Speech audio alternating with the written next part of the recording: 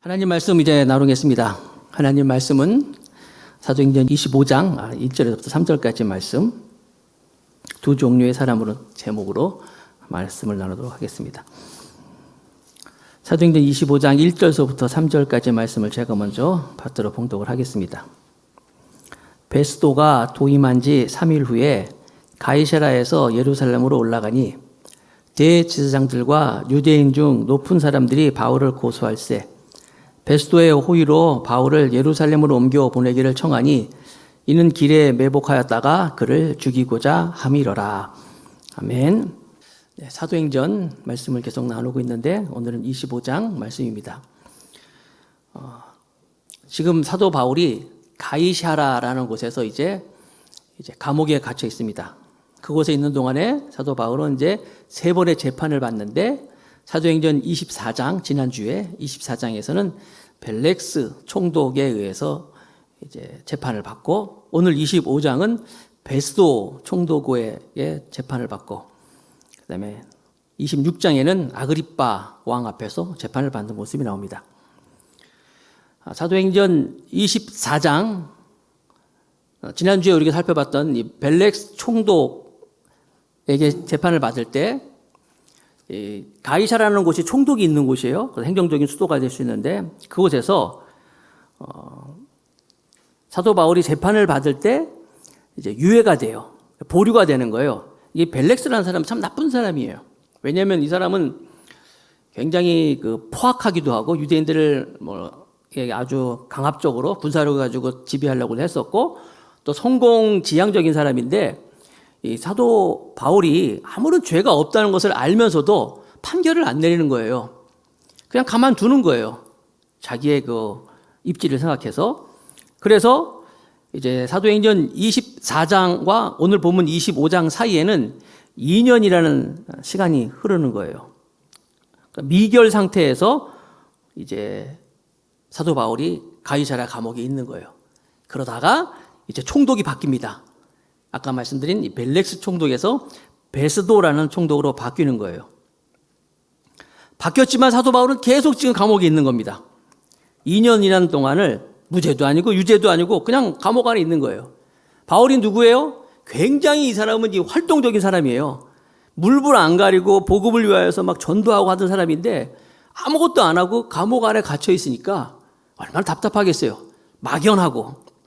그러나 바울이 이렇게 2년 동안 감옥에 갇혀 있는 시간이 결코 무의미하고 허무하게만 지난 시간이 아니었다는 것을 우리가 알 수 있는 것이 만약에 바울이 거기서 무죄다라고 해가지고 감옥에서 나온다면 하시는 것처럼 나오자마자 죽었을 거예요.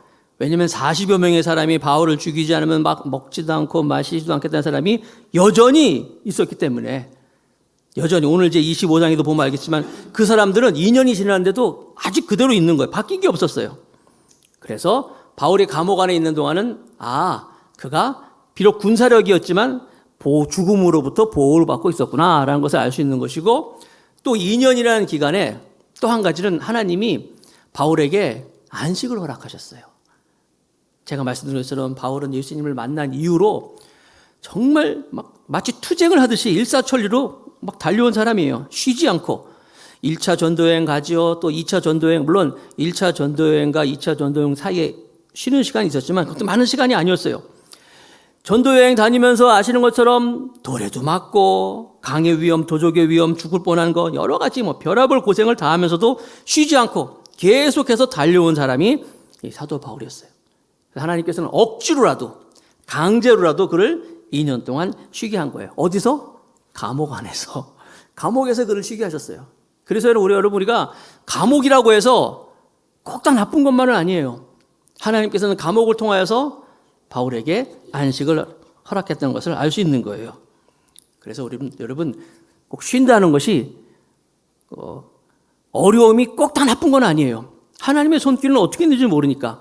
바울도 답답했을 거예요. 내가 왜 이렇게 감옥 안에 아무런 상황의 변화 없이 있는 것이지. 그러나 그것은 하나님께서 그에게 안식의 시간을 줬던 거예요.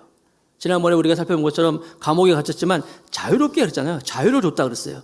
자유를 주고 또 사람들도 왔다 갔다 하고 만날 수 있고 밥도 주고 다 챙겨주면서 그가 이렇게 2년 동안 있었어요. 바울은 몰랐겠죠. 그러는 사이에 이제 총독이 바뀌는 거예요. 벨릭스 총독에서 베스도 총독으로 바뀝니다.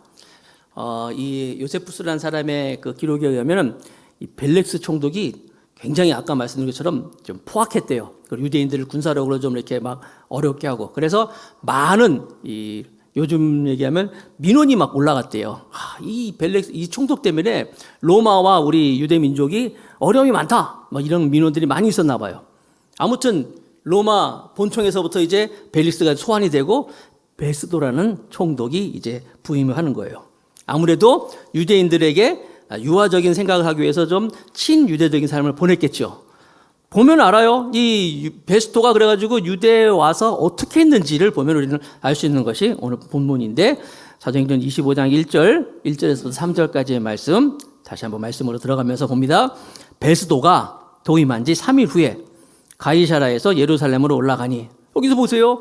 이 사람은요 오자마자 3일 후에 와서 다음날 하루 쉬고 그 다음날 바로 예루살렘으로 갔어요. 푹 쉴 수도 있잖아요. 여행도 많이 했겠다. 오랜 시간 있었고 했는데도 예루살렘으로 바로 갑니다.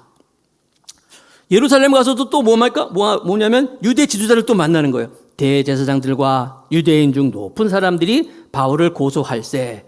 거기 가서 그들을 만났는데 이 새로 부임하는 이 베스도 총독에게 이 대제사장 유대인들은 뭘 또 얘기하면 역시 변한 게 없어요. 바울을 고소하는 거예요. 그러면서 베스도의 호의로 새로 총독이 왔으니까 바울을 예루살렘으로 옮겨 보내기를 청하니 당신 총독으로 왔는데 우리가 바울을 고소하니까 그 사람을 좀 이제 가이사라에서 예루살렘으로 옮겨주세요 하는 거예요. 옮기기를 청하니 왜 그랬습니까? 이는 길에 매복하였다가 그를 죽이고자 함이로라. 변한 게 없어요. 그러니까 2년이 지났는데도 여전히 이 사람들은 바울을 꼭 죽여야 되겠다 이런 마음을 가지고 있는 거예요. 재판의 목적이 아니라 가이사라에서 예루살렘까지 거리 한 110km 정도 되는데 그 긴 거리 동안에 숨어 있다가 바울이 오기만 하면 그를 죽이려고 하는 마음을 가지고 있는 거예요.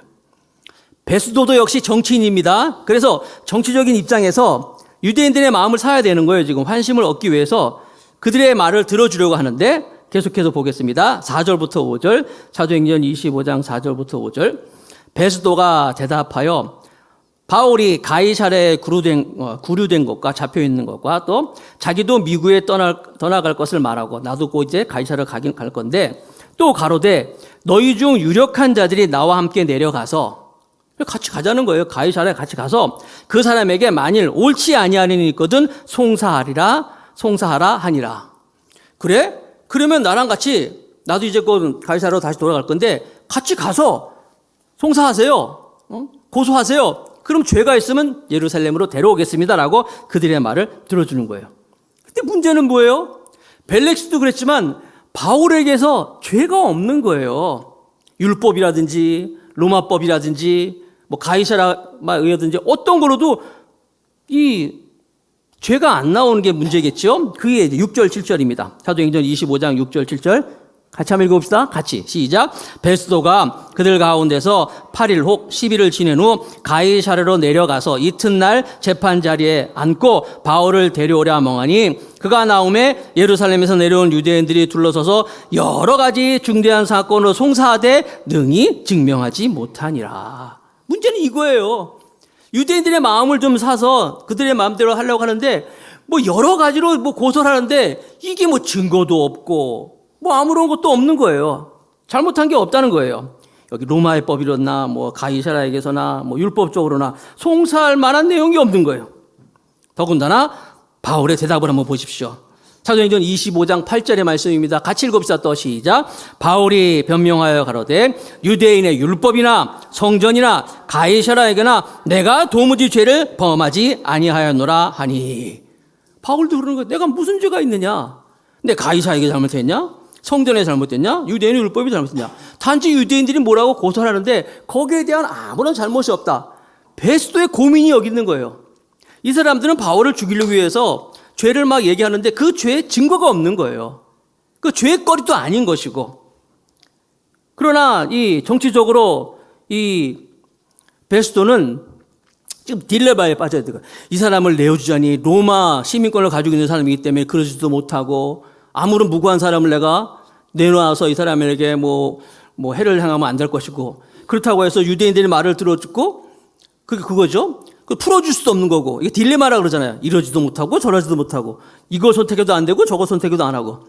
그러면서 이제 베스도가 하는 이야기가 뭐냐면, 바울도 그러는 거예요. 그럼 네가 좀 가서 그 예루살렘에 가서 재판을 받겠냐라고 물어보는 거예요. 내려갈 수 없겠냐? 바울이 내려가겠어요? 안 내려가잖아요. 9절에서부터 12절 말씀입니다. 또 보겠습니다. 또 읽어봅시다. 시작. 베스도가 유대인의 마음을 얻고자 하여 바울더러 묻되 네가 예루살렘으로 올라가서 이 사건에 대하여 내 앞에서 신문을 받으려느냐? 바울이 가로되 내가 가이사의 재판 자리 앞에 섰으니 마땅히 거기서 신문을 받을 것이다. 당신도 잘 아시는 바에 내가 유대인에게 불의를 행한 일이 없나이다. 만일 내가 불의를 행하여 무슨 사죄를 범하였으면 죽기를 사장치 아니할 것이나 만일 이 사람들이 나를 송사하는 것이 다 사실이 아니면 누구든지 나를 그들에게 내어줄 수 없사옵니다. 내가 가이사에게 호소하노라 한데 베스도가 배석자들과 상의하고 가로되 내가 가이사에게 호소하였으니 가이사에게 갈 것이라 하니라. 자, 어떤 내용이에요? 가겠니? 했더니 안 가겠다는 거예요. 가면 뻔하잖아요. 가면 뭐 가다가 죽는 일도 있을 것이고, 가만히 생각해봐도 예루살렘에 갈 이유가 별로 없는 거예요. 그리고 내가 지금 가이사 앞에서 재판을 받겠다 했으니까 바울도 이제 마지막으로 얘기하는 거예요. 내가 그럼 가이사 앞에 서겠다. 바울도 기다렸겠죠. 2년 동안. 하나님, 내가 예루살렘까지 왔을 때 무언가 하나님의 뜻이 있었겠지요 하고 기다렸지만 기다려도 아무런 일이 없는 거예요. 오히려 죽이려는 사람들만 있고 아무런 뜻도 나타나지 않는 거예요.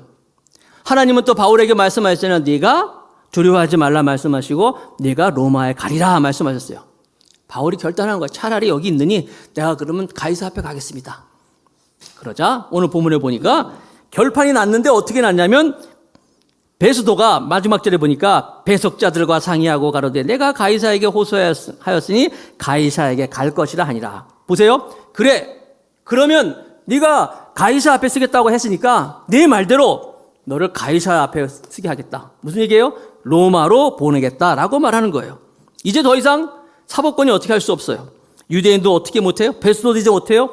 가이사 앞에 가는 것밖에 없는 거예요. 이제 그렇게 결판이 나는 거예요. 자, 여기 생각해 보면은 베스도라는 사람이 왜 이런 결정을 했을까? 이 사람도 정치인이기 때문에 여러 가지 생각을 많이 하고 뭐 이유가 있겠는데, 그래서 본문을 아무리 살펴봐도 이 가이사 앞에 쓰게 된 이런 결정을 베스도가 왜 내리게 됐는가? 이유를 모르겠어요. 이유를 못 찾겠어요. 이 사람도 정치인인데 유대인의 마음을 살려고 했었고 바울을 일을 잘 처리하려고도 했고 로마 시민권을 가진 사람이기 때문에 했는데 어떻게 이렇게 결국 로마로 송환하는 것을 결정했을까? 굳이 이유가 있다면 한 가지밖에 없어요. 하나님의 섭리다. 결국 하나님께서 이렇게 하셨구나라는 것은 하나님이 개입하셨구나라는 것밖에 없는 거예요. 여러분, 우리는요 어떤 일을 할 때 항상 이 계획이 잘 되기를 바라지만 이 내가 계획한 대로 되지 않고 다른 일로 되는 것을 종종 볼 수가 있어요. 그리고 여러분, 우리가 계획한다고 해서 우리가 아무리 잘 쌓아나온 그런 생각이라 할지라도 그것이 그대로 됩니까? 세상이 그렇지 않잖아요. 2020년도를 딱 앞두면서 말해요. 우리 교회가 이제 3주년이 막 되고 그래가지고 막 시작하니까 막 권사님, 우리 권사가 우리 교회 12명이 계신데 12분의 권사님도 권사의 모임도 하고 막 초창기 때 막 각 부서도 모임도 하면서 올해 우리 교회 참 좋은 일이 많겠구나. 그래서 저도 막 나름대로 막 계획도 막 짰어요. 1월달, 2월달, 3월달, 4월달 여러분 공개됐을 거예요. 각 달마다 이렇게 우리가 행사한 것도 있고 특히 5월달 얼마나 많이 행사 많이 짰어요. 하나도 못했어. 하나도 안 됐어요. 할 수도 없는 거예요 지금. 아니 이게 선한 건데 교회를 위한 건데 여러분 이게 우리 생각이라는 거예요. 항상 그래서 우리는 어떤 계획을 했다 할지라도 이 계획 앞에 놓고 기도해야 돼요. 하나님, 내가 이렇게 좋은 생각을 했습니다. 이런 좋은 계획을 했습니다. 그러나 이게 다가 아닙니다. 하나님이 여기에 개입해 주시옵소서. 항상 기도해야 돼요. 하나님이 개입하신다면 내가 아무리 100가지를 했어도 이것이 아무것도 아닐 수도 있습니다. 라고서 가능성을 하나님께 맡겨야 돼요. 이게 신앙이에요. 반대로 내가 아무리 안 됐다 할지라도 아무것도 없다 할지라도 하나님이 개입하시면 놀라운 일이 또 생기는 것이 이게 또 하나님의 일이라는 거예요. 바울은 지금 감옥 안에 있었는데 그가 그 로마 가이사 앞에 가게 되는 놀라운 일에 베스도라는 사람이 조력자로서 이렇게 오늘 나타나는 것을 볼 수가 있는 거예요. 하나님의 계획과 뜻, 또 하나님의 이 섭리 늘 생각하면서 내가 하나님이 아니라 하나님의 내심을 고백하면서 나아가는 우리 모두가 되길 축복합니다. 자, 바로 그때 그렇게 결정하였을 때 이제 베스도에게 두 명의 손님이 찾아옵니다. 보니까 아그리빠 왕이라는 사람과 그의 이제 누이인 버니게가 찾아옵니다. 계속 봅니다. 사도행전 25장 13절 14절 다 같이 읽어봅시다. 시작. 수일 후에 아그리빠 왕과 버니게가 베스도에게 문안하러 가이사라에 와서 여러 날을 있더니 베스도가 바울의 일로 왕에게 고하여 가로되 벨렉스가 한 사람을 구류하여 주었는데, 자, 이 베스도가 총독이 됐으니까 아그리빠 왕, 당시 유대 왕이었던 분봉왕이었던 아그리빠 왕이 이제 버니게와 함께 이제 그를 이제 여기 보면 문안하러 인사차 온 거예요. 그렇게 오니까 이제 베스도가 아무래도 이 아그리빠는 이제 유대에 대해서 이제 상황도 잘 알고 그런 사람이기 때문에 이제 자문을 구하는 거예요. 내가 지금 아주 어려움이 있다. 그의 이제 고민이 글 속에서 잘 담겨져 있는데, 내가 이제 벨렉스라는, 여기 나오고 있던 벨렉스라는 내 전내 총독이 한 사람을 잡아놨는데, 이제 그 내용이 이제 15절서부터 21절인데, 그 상담 내용이에요. 내가 잡아놓은 사람을 아무리 살펴봐도 죄가 없다. 그리고 이 사람은 로마 시민권을 가지고 있는 사람이기 때문에 내가 어떻게 함부로 할 수 있는 사람도 아닌데, 유대인들 그를 계속 이렇게 송사를 하지만 물증도 없고 증거도 없고, 그래서 결국 그 죄인이 가이사 앞에 쓰겠다는 소원을 얘기해서 그 소원대로 내가 그를 가이사 앞에 보내기로 결정했습니다. 아그리빠 왕이요, 내가 잘한 겁니까? 내가 어떻게 했으면 좋겠습니까? 혹시 이렇게 해가지고 내게 후환은 없을까요? 또 이 아그리빠라는 사람은 로마에서 이제 자라났고 해가지고 친로마 성향이 있는 사람이고, 그래서 이제 아무래도 이 아그리빠를 자기 힘으로 삼아가지고 이 많은 이제 증거 같은 것도 있으면은 이 보내는 거에 대해서 도움이 되기 때문에 이렇게 물어보는 거예요. 자, 그런데 이 베스도가 아그리빠 왕에게 하는 이야기 중에 아주 좀 뭐라 그럴까요? 이게 주목을 끌 만한 말이 있는데 한번 볼까요? 25장 18절, 19절 두 절의 말씀인데 같이 한번 읽어봅시다. 자, 시작. 원고들이 서서 나의 짐작했던 것 같은 악행의 사건을 하나도 제출치 아니하고 오직 자기들의 종교와 또는 예수라 하는 이의 죽은 것을 살았다고 바울이 주장하는 그 일에 관한 문제로 송사하는 것뿐이다. 이게 지금 누가 하는 얘기예요? 베스도가 하는 얘기예요. 유대인들이 뭐 잘못했다고 얘기하는 것들을 보면은 거기에 대한 악행의 사건은 하나도 제출지 못했다는 거예요. 증거도 없고 뭐 아무런 얘기도 없는 거예요. 자기가 생각했던 것처럼 이 사람을 잡을 만한 것은 없고 오직 그들이 얘기하는 건 뭐냐면, 보세요. 예수라 하는 이의 죽은 것, 그가 살아난 것, 부활, 바울이 주장하는 그 일에 관해서만 송사하는 것뿐이다. 바울은 그러니까 자기가 주장했던 내용들을 충분히 유대인들이라든지 사람들한테 다 얘기했어요. 그러니까 바울이 한 이야기들, 바울이 증언하는 얘기들은 다 알고 있어요. 그리고 그거 외에 다른 것들은 다 증거도 없고 엉뚱한 얘기라는 거예요. 바울은 분명히 예수의 부활과 예수의 그 사건과 십자가라든지 이런 것만 얘기하는데 그것이 바로 송사거리입니다라고 하는 거야. 그럼 이게 아무런 죄가 없다는 거예요. 여러분 참 신기하지 않아요? 바울이 지금 어려움을 당하고 있는 것이 이 베스도 입장에서 보면은 죄가 없다는 거예요. 지금 유대인들이 송사한 것, 벨렉스한테 재판받은 것, 전임 총독한테, 그리고 지금 베스도한테 재판받는 거 다 봤지만 요점은 바울은 범죄자가 아니라는 거예요. 죄진 게 없어요. 도덕적으로, 율법적으로, 형법적으로 아무런 문제가 없어요. 단지 있다면 베스도 얘기처럼 그가 지금 예수 얘기해서 이런 거야. 십자가를 얘기하고 예수의 부활을 얘기해서 지금 있는 겁니다라고 그것을 얘기하고 있어요. 여러분 한번 요즘 우리를 상황을 한번 살펴보겠습니다.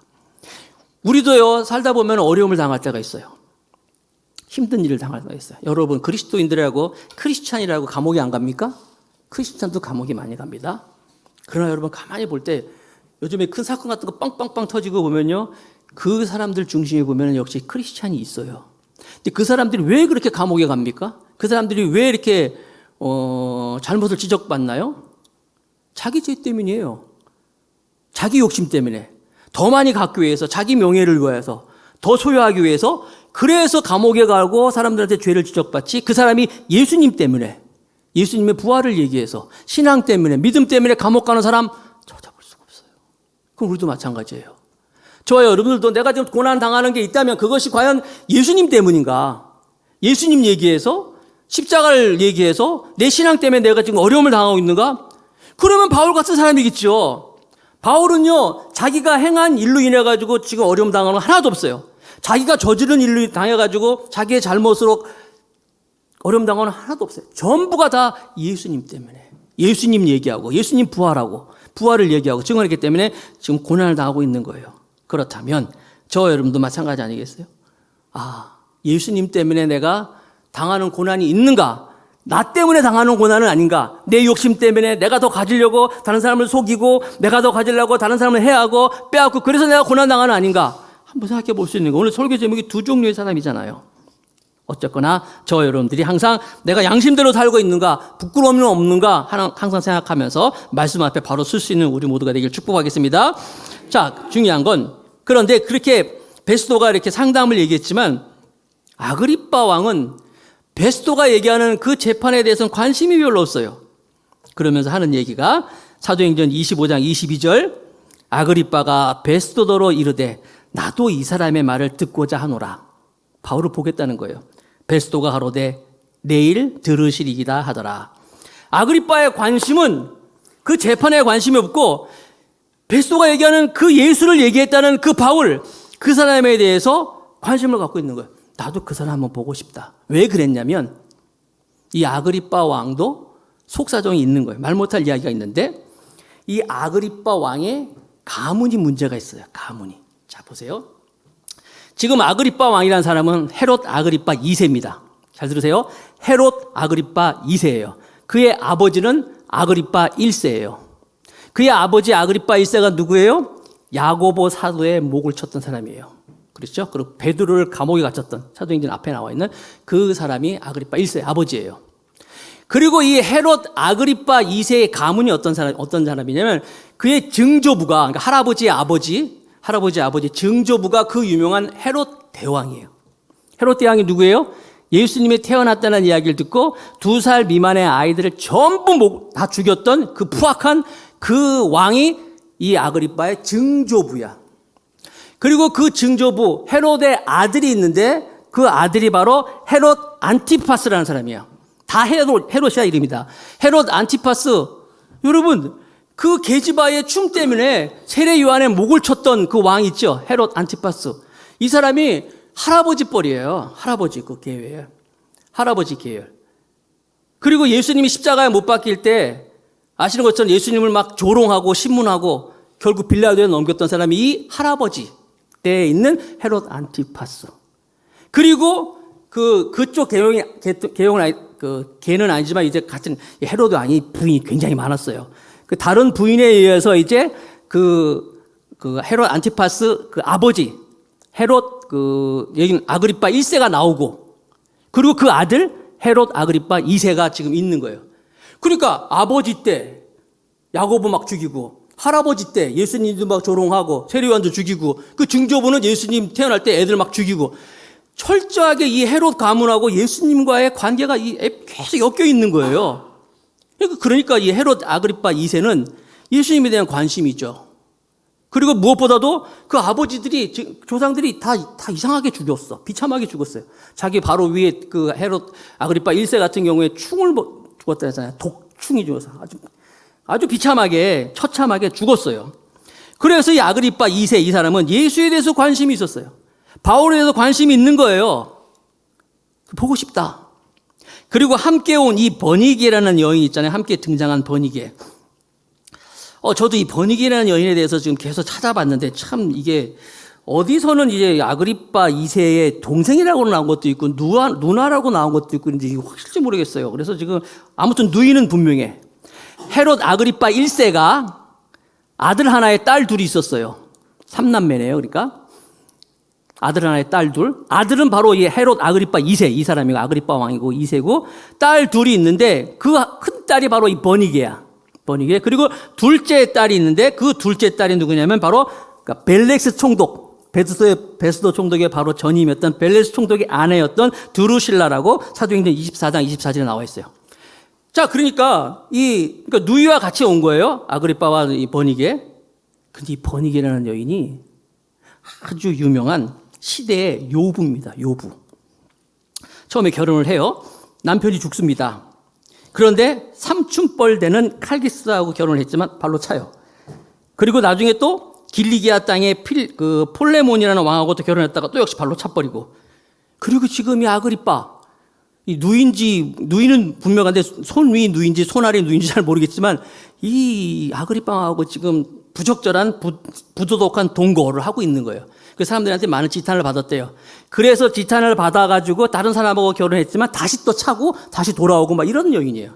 나중에 이 버니게라는 여인은 그 로마 황제의 아들의 티투스라는 사람의 첩으로 들어갑니다. 그래서 황후의 꿈을 갖고 있지만 역시 그것이 좌절돼서 이제 결국은 이제 역사에서 사라지는 그런 여인이에요.